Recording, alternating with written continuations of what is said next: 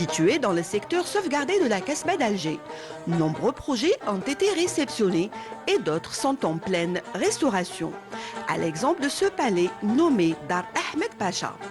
Bâti au XVIe siècle, Naïma Masroudi, architecte agréé, est en charge de sa restauration. Comme toute opération de restauration, on est obligé de passer par les travaux préparatoires qui stipulent la protection des différents éléments décoratifs parce qu'on ne peut pas commencer déjà par la récupération et la restauration de ces éléments.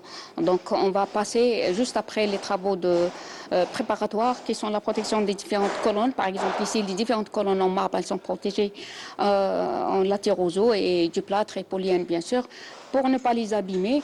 Et une fois les travaux de confortement achevés, que ce soit la restitution des planchers et des murs, confortement et ainsi de suite, donc on va passer après aux travaux de récupération, de restitution et de restauration des différentes menuiseries, éléments décoratifs.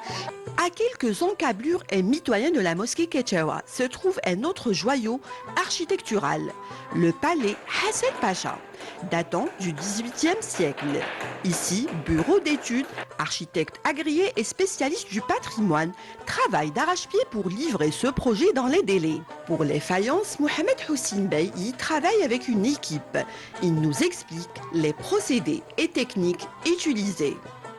Premièrement, نصوروا نديروا دي فوتو دوزيامون نديروا دي تيكيت تاع لو مور وليسباس اللي راه فيه ونيتيليزيو لو بلون تاعنا هذا لي كاي هذا تاع لا فايونس ومن بعد ابري من نكتبوا عندنا ان كاي سبيسيال نكتبوا فيه لينا حنايا باش الحبه تاع الفايونس كونوا نعرفوها ديري ابري نحو الحبه تاع الفايونس من الحيط اللي راهم فراجيل اللي عندهم سيباراسيون بين لو مورتي والمور وكاين حبات بين المورتي والحبات تاعنا تاع لا فايونس.